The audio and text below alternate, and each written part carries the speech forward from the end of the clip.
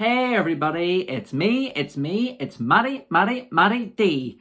And in today's video, I'm going to be reviewing Monday Nitro from the 9th of October 1995, live from Chicago, Illinois, featuring a huge main event between Arn Anderson and Ric Flair in a steel cage, while we also have a lot of build-up for the big Hulk Hogan versus the Giant monster truck battle and in-ring normal wrestling match battle, that for the WCW World Heavyweight Championship. So we have lots of build-up for that. So I'll start us off here. This Nitro, it got a 2.6 rating, which yet again was equal with Raw's 2.6 rating. So 2 weeks in a row they have the exact same rating, which is quite an interesting note.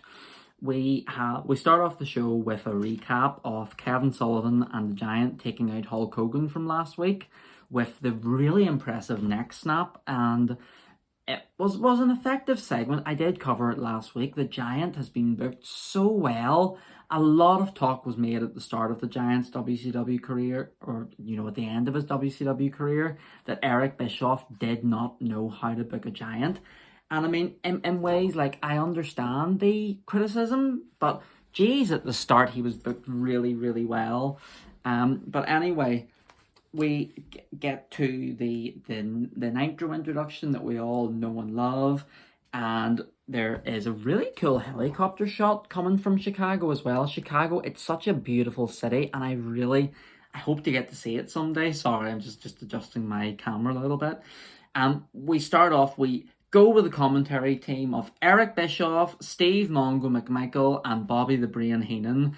And they have their backs to the cameras and they're wearing Chicago Bears football jerseys. Mongo has his McMichael and his shirt number. Bobby the Brain Heenan has the Brain, and Bischoff has Bischoff. And it's just they're wearing Chicago Bears football outfits, and it starts the show with something different. I really miss whenever the announced teams would kind of jazz up their outfits a bit and do something different, because now they're just so generic looking. They're wearing suits, they look so plain. But that was a nice little intro. And Mongo, he's so excited, he grabs Eric Bischoff and turns him around, and you can tell Bobby the Brain's like, whoa, slow down, Mongo, because he says to him, oh, I don't need any help turning around. It's been 10 years since the Bears won the Super Bowl, so that's really big, and no wonder the Chicago crowd loves Mongo. He is so over. Everybody's absolutely buzzing for him. Bobby explains that Hulk Hogan is here, but that there's been a restraining order put on the Giant, and he doesn't explain if it's Hulk Hogan's put the restraining order on the Giant, or if it's WCW management. We later do find out it was WCW management, but it's kind of ambiguous, and to me it makes Hogan sound like a bit of a coward almost, but we do get to that later and we explain it. Bobby the Brain says that there's something even that this feud between the Giant and Hulk Hogan is even bigger than the Chicago Fire, which is wow. I mean, I know it's it was a long time ago, but still, whenever I heard that reference, I was like, oh my goodness. But for the second week in a row, a wrestler interrupts this opening intro from the announcers, and Sting runs out. He's all excitable. He grabs the headset and he claims that he's going to fix things between Randy Savage and Lex Luger later on in the night. And it's a good hook. It's a good thing to get us excited for later on, because this storyline between Randy Savage and Lex Luger has been fantastic. I have really enjoyed it. This kind of, is Lex on the good side or is he on the bad side? Is Randy Savage being paranoid, or is he 100% right about Lex Luger's intentions? It's been really good, and I'm enjoying Sting in the middle. So the Sting isn't done here. He is taking on the Shark in a United States Championship match, so he's all buzz, and oh boy does the Shark look ridiculous. He has he's hailed from Tsunami. He has a shark singlet on, and he pretends to have a fin. He kind of goes like this here as if he's Shark Boy, and I feel bad for Earthquake. This is 1995. This is before the NWO. This is before reality comes into wrestling a lot more, but it's still seeming so cringy and so dated. We have Sting coming out, and he is so over. I love the Man Called Sting theme. It's absolutely brilliant. The Shark, he's ready to go. This is for the United States Championship, so this is a big match. The Shark, he jumps Sting from the go. He's very excited. Bobby the Brain, he clarifies that the Giant and Taskmaster's ban is by WCW management, which is good because it, like I say, it did make the Hulkster sound kind of cowardly, which we know his character isn't, or he isn't. The Shark, he gets a bit of heat on Sting, but he hits his head on the top turnbuckle. Sting hits a stinger splash, he hits a crossbody, and he wins in 1 minute 15 seconds. So the Shark does not look great here. He looks dead and buried. The gimmick is cringy. Everything just is bad about the Shark right now, and I feel very sorry for Earthquake. He has fallen very far here. He's the Dungeon of Doom's resident joke, and that's a stable that includes an aging Kamala. It includes the Zodiac, obviously. So the Shark, he looks very, very poor here. But Sting looks great beating such a big man. So that was a good quick win for him, and a nice way of getting the crowd hot. And it was a hot open, even though I'm giving it a 2 out of 10 rating, because not much happened in the match, unfortunately. So we have a replay of the Giant and Kevin Sullivan getting the better of Hogan last week yet again. This is back in an era where beatdowns, especially on top babyfaces like Hulk Hogan, just didn't happen. So to re-emphasize things again and again was very well done. Even though repetition is a bit of a pain, you can get tired of seeing the same thing. If they keep repeating things over and over again, it will not be missed, you know. So the segment in general, it is so great. There's Mean Gene Okerlund's, "What is this? There's a woman with a cane. What is this?" It's so glorious, and it's so cheesy, like everything Hulk Hogan's doing back then, and just a joy to watch. So speaking of a joy to watch, we have Sabu versus Mr. JL in a match. I haven't seen Sabu since he debuted on the second Nitro. So it's been a couple of weeks. He's taking on Mr. JL, who is X Division and TNA stalwart Jerry Lynn underneath a mask. For some weird reason, it just seems kind of odd to me that they decided to throw him under a mask, make him lose a lot of matches, and call him Mr. JL, but it is what it is. During the entrances, Steve McMichael calls someone being pushed into the river at Halloween Havoc, which is oddly... it's very Nostradamus-like of Mongo, because that is kind of what ends up happening. We know the story, the very famous giant fall, where he falls off into he just falls off a ledge, but they say later on the river cushioned his fall, so it's funny to hear Mongo call that. Sabu in this match, he goes straight on the offense. He hits 2 aerial moves for a 2 count. The crowd doesn't see things very often that Sabu does. They didn't see things like his somersault leg drops off the top. It's just like watching Sabu is almost like watching a highlight reel. He just hits impactful move after impactful move. He's taking risks everywhere. It's such a joy to watch. I really enjoy watching Sabu. He runs off a chair with a kick whenever Mr. JL's on the guardrail. JL, he hits a really good corner drop kick on Sabu. Jerry Lynn is very underrated, and he always has been. Sabu hits a split-legged moonsault and puts the camel clutch on Mr. JL, but he grabs the ropes. Mr. JL hits a top rope DDT on Sabu, which I remember being super impressive, and Sabu kicks out of it. Sabu then goes to hit a Frankensteiner, which Eric Bischoff says that the mask may be responsible for that Sabu's leg slipped off the mask.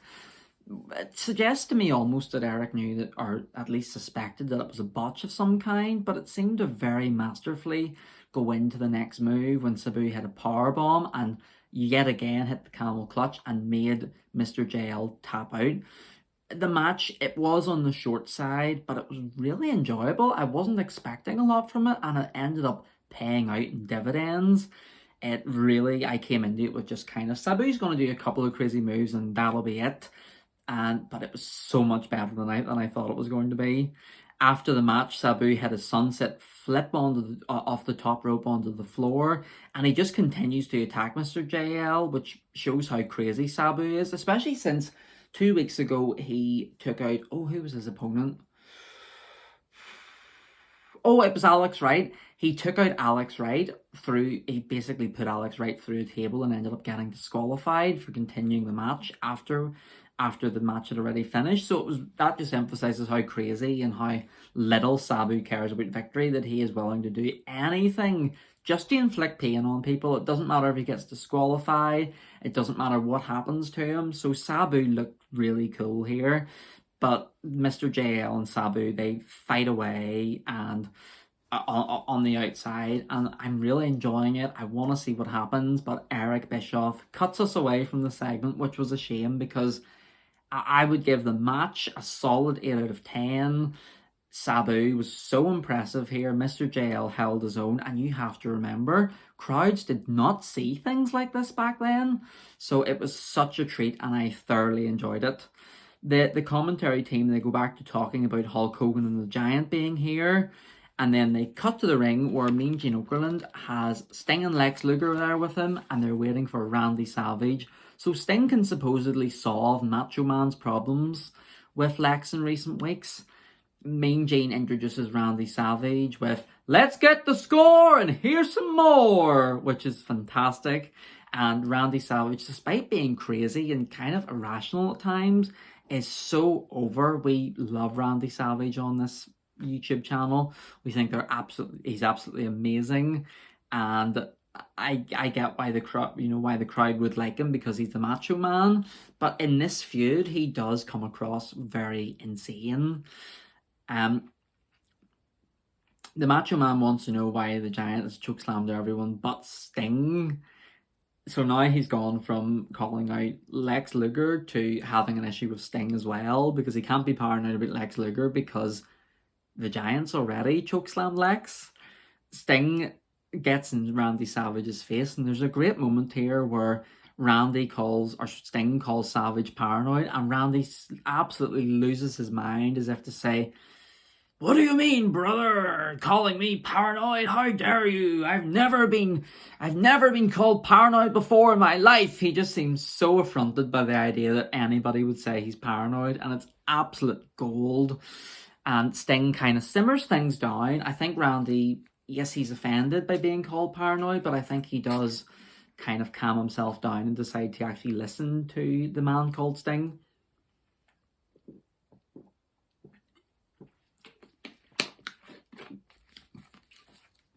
So when it comes to what Sting has in mind to solve the issues between Savage and Luger, his proposal is that all three of them want to be the champion. Randy interrupts him again, and Sting tells him that if he interrupts him... Yes.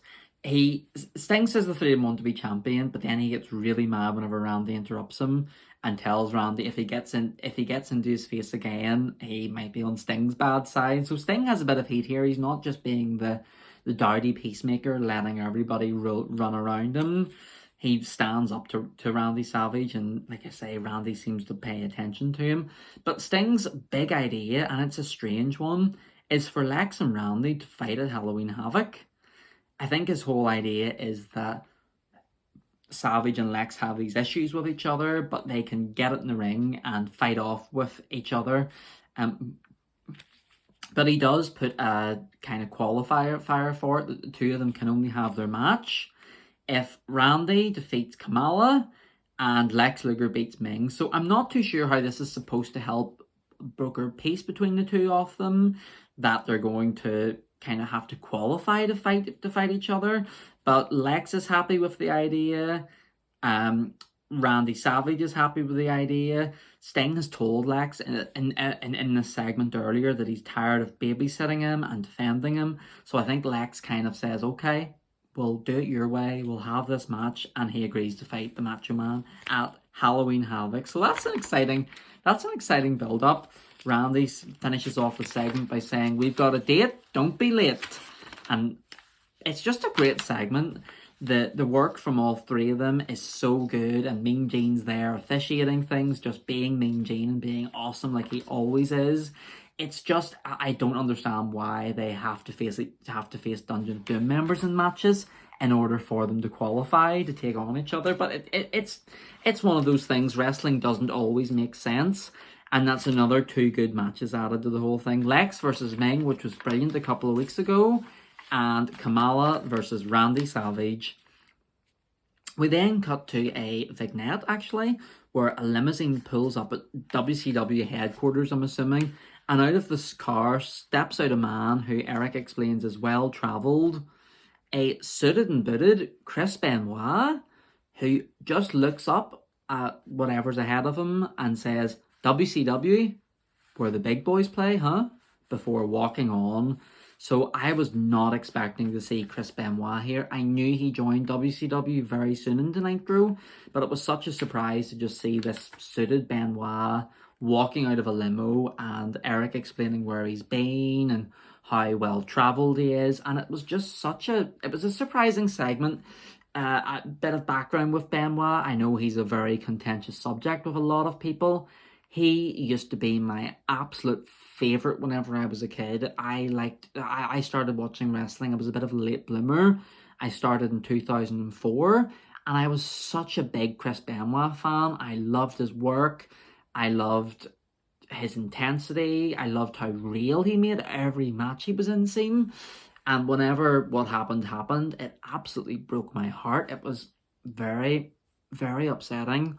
And I do find it odd to watch him. I appreciate his work. I appreciate that he is quite something in the ring. But boy, it's hard to watch Benoit sometimes.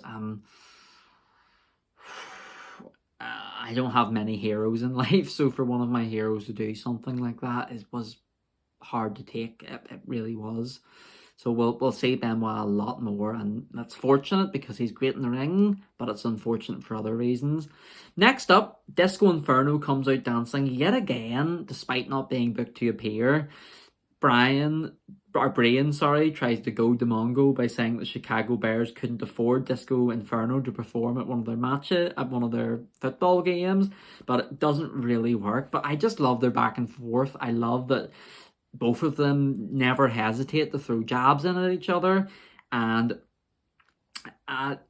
Disco, he gets a lot of heat by coming out, that's for sure. I can't say anything bad about that because Disco Inferno, he's another controversial figure, but he's kind of good in my book. I really enjoy him, and I know he's in Nitro a lot over the years, so we better get used to him. The match that he's interrupting this week, it's not as bad as last week when he interrupted Dean Malenko versus Eddie Guerrero, but it's Big Bubba versus the Road Warrior Hawk. Big Bubba Rogers interrupts Disco Inferno's theme, but Disco is not to be outdone this time like he was by Eddie Guerrero. He pulls out a boombox and just starts playing it. Big Bubba Rogers, he's not impressed, he just walks on by, but whenever the Road Warrior Hawk comes out, Disco kind of walks away a wee bit. Hawk starts walking towards the ring again, and then next thing you know, Disco Inferno runs up to the Hawk after stealing a hat from a fan and throws it onto one of his shoulder spikes. It's this ugly purple yellow hat. Eric Bischoff in 83 Weeks, he's forever saying that WCW did not have very good merchandise before the NWO merchandise rolled into town, and you can really see it with this hat because it's ugly. So it's a very strange thing to see. Disco just tossing a hat like it's ring toss onto one of the Hawk's shoulder pad spikes. It's a strange segment, and I know there's lots more of that to come from Disco. But we have our match here. It's Big Bubba Rogers versus the Road Warrior Hawk. It's Hawk's first match since his arm was broken by Kurosawa. So I have not actually seen Road Warrior Hawk wrestle ever, to be honest with you. He no-sells Bubba, throwing his head into the top turnbuckle at the start of the match, which actually makes sense because watching it, Big Bubba and Hawk, Hawk his head is nowhere near the top turnbuckle. I think it's more on his end of things, but you can see the top turnbuckle's here, and Hawk's head is like here. It's that bad. There's nowhere near any contact, but at least the no selling makes sense. Eric Bischoff, he reassures his daughter Montana, who's worried about Hulk Hogan, that the Hulk will be okay, which is a strange thing to bring up during this match, but I suppose they just have to keep on churning towards this big money match at Halloween Havoc. There's a really funny line from Bobby the Brain Heenan where he just says to Eric Bischoff, "You live in Montana?" And Eric just explains, "No, it's my daughter," as if this is just a run-of-the-mill thing. But that's why I love and adore these guys' commentary. Hawk hits a great power slam on Bubba, but Disco Inferno interrupts just as soon as he hits that power slam and starts dancing on the ring apron. Hawk absolutely loses it and he attacks Disco. He's had enough. He's had his hat thrown on his shoulder spikes. He's had Disco's dancing. He just absolutely loses it and runs after Disco Inferno and gets counted out. Hawk looks bad here. He looks silly for running off in the middle of a match and getting counted out. He looks kind of outsmarted by Disco Inferno, who didn't really get hurt by him. When Hawk realizes he's been counted out, he runs back to the ring again, but Big Bubba Rogers is gone. He's the winner, about 2 out of 10, and we're going to see the Hot Road Warrior Hawk absolutely kick the you-know-what on Disco Inferno, which is going to be good. I'm excited for that. So, next up, it's a big segment when Mean Gene Okerlund introduces the WCW World Heavyweight Champion Hulk Hogan to the ring to pretty much boos, which is strange because I hear a commentary, Eric, I think, say how over Hulk Hogan is, how popular he is, when we can hear quite a fair few boos. And this is when the Hulkster is in a very strange period of his career. He hasn't joined the NWO yet, but he's dressed in all black and he's very serious. He's serious Hulk Hogan now. The yellow and red is gone. He's out in pure black, and even Mean Gene Okerlund is like, "Oh my goodness, Hulkster, I've never seen you dressed in black before." Even his neck brace is black. It's just, it's such a fun segment. It's as if Hulk Hogan has just absolutely lost his mind. He's never wore black before. He's never went to these depths of his deepest, darkest side, deepest, darkest edge. And it kind of reminds me here of whenever Tobey Maguire wore the black Spider-Man suit in Spider-Man 3. And it just reminds me of that when Peter Parker's trying to be cool and dark and brooding, but it just isn't working for him. The Hulk, he's in such bad mood. Like I say, even his neck brace is black, which is just hilarious to me. He's in such bad mood that he tells Mean Gene to keep your mouth shut for a minute, which is incredible, and even shushes Jimmy Hart. So he is really amped up. Hulk references beating Andre the Giant, who is still in storyline the Giant's dad, which just doesn't work, and calls out the Giant. Hulk starts to tell this strange story about a promoter from New York whose ego got bigger than the business, which obviously we know we're talking about Vince McMahon here, but to hear the Hulkster say that anybody's ego has got control of them is absolutely hilarious to me, and I love everything about the Hulkster right now. But I don't know why he's telling this story. So he says about the promoter from New York whose ego got bigger than the business, which caused Hulk Hogan to take away all his little Hulksters over from the WWE to WCW. He says a few years later, Vince is now dying and choking on his ego. And it's such a needless shot at the competition. But as well as that, in hindsight, the Hulkster looks kind of silly because it ended up being him really who choked on his ego and had to come back to WWE whenever WCW lost the war. So it's just it was quite a big intense shot from the Hulkster that I was not expecting, but we know Hulk Hogan and Vince McMahon have had a very storied back and forward career with each other. So it was needless, but it is what it is. He compares to Kevin Sullivan shaving his mustache to defacing the Washington Monument or to burning the American flag. and there's these sirens going on in the background, but the Hulkster just is refusing to listen to Mean Gene trying to interrupt him. Hulkster says in another highlight, so he's already said about how shaving his mustache off is like defacing the American flag, or the Washington Monument, and burning the American flag. And he says that he's going to go up and beat Gorgeous George in heaven, which I don't know. It's such a beautiful promo. This is Monday Nitro, October the 9th, 1995, and if you have the WWE Network, I would highly recommend checking out this promo because it's absolutely beautiful. It's everything I want from Hulk Hogan. It's the corniness, it's the bad lines, it's the over-exaggerating of himself. It's all fantastic, and yeah, check out this segment. And like I say, the best thing about it was ignoring these sirens. Eventually we find out why the sirens are going off. It's because the Dungeon of Doom monster truck is here, and they won't let Kevin Sullivan, the Giant, and a dancing Zodiac into the arena, which is disgraceful. Zodiac's up on the monster truck going like this here for some reason. He is such a joke. Not to say anything bad about Brutus the Barber Beefcake, but in terms of the Zodiac, and to be fair, most of his gimmicks in WCW, boy, does he look kind of silly here. Oh, it's such a good promo. Such a good segment. Hulk heads out to fight the Giant, but we don't see anything because it's main event time. So a really fantastic segment here. Absolutely brilliant. Well worth watching the show just for this. It is really enjoyable. And we don't actually see what happens. We don't find out.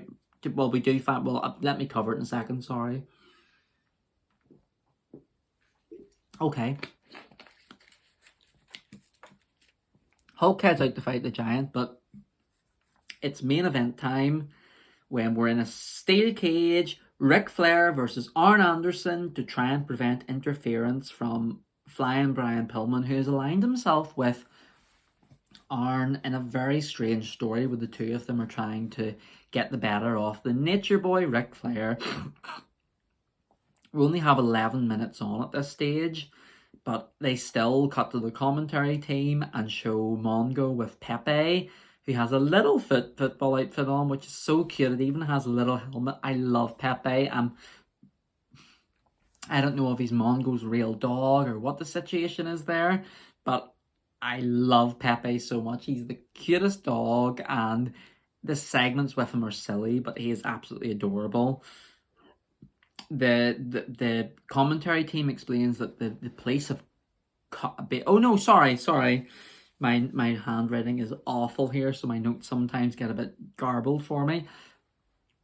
Police officers come out to talk to Eric Bischoff and the commentary team, and they inform them that they're keeping the Giant and the Hulkster apart, so we will not see them fight until Halloween Havoc.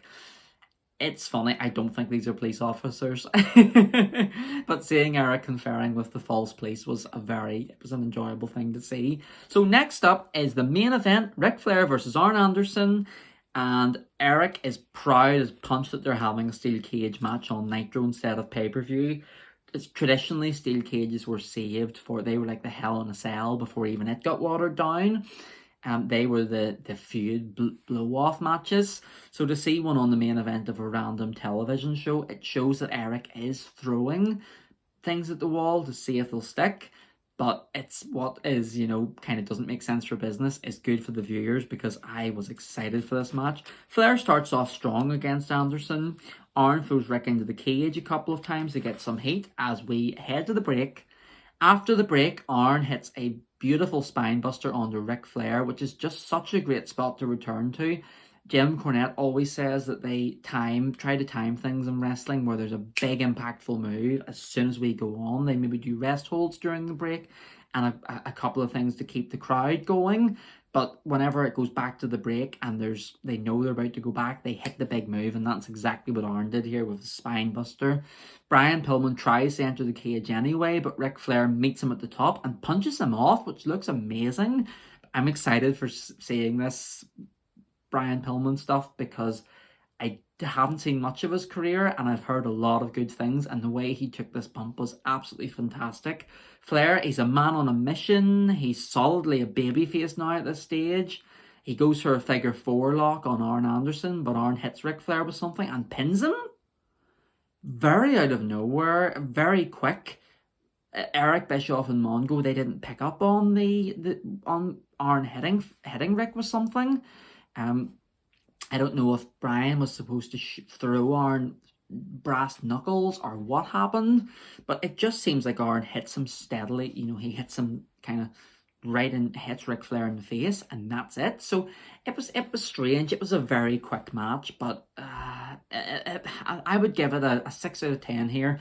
Arn needed to get a win to keep the feud going, to get Arn some heat after losing so readily to Ric Flair the week before. Ric Flair, he's livid to challenge Arn and Pillman to a tag team match next week, and he promises to search everywhere for a tag team partner. Mongo's Eric Bischoff basically has his headset ripped off him by Ric Flair, and Steve McMichael seems kind of worried for Eric, which is absolutely adorable because Eric does seem flustered here. I love this announce team so much. The team now recap the show. I love how they do a recap after the show and they build up the show at the very start as well. And I wish in the modern day they'd bring this back more often because it just helps the narrative steadily move along. Eric Bischoff, he hypes up next week's Nitro with the previously mentioned tag team match. Eddie Guerrero versus Chris Benoit in Chris Benoit's debut, which sounds amazing. And less excitingly, the People's Champ, or the future People's Champ, DDP versus Johnny B. Bad for the TV title, and Meng versus Hacksaw Jim Duggan. So it was a good Nitro with some short matches. It needs 2 hours. I can't wait for the 2-hour Nitros to start. It doesn't need 3 hours, don't get me wrong. Later on we do head to a 3-hour Nitro. But for, you know, that you could tell they were rushing the pace of things tonight because they were running out of time. And I would much rather have, you know, a bit more time for things to develop. I think Flair versus Arn having such a short match in that steel cage was a bit of a disappointment. But overall, it was a good Nitro. I loved that Hulk Hogan and Black segment. It's so strange to see that before the NWO, the Hulkster had his own little short segment where he was all dressed in black and he was super serious. And yeah, Nitro was a good show and I would give it a quite sturdy recommendation. So thank you very much for checking out this video. I will see you guys all again after a while. I hope you're keeping okay and I will talk to you again soon. Thank you so much.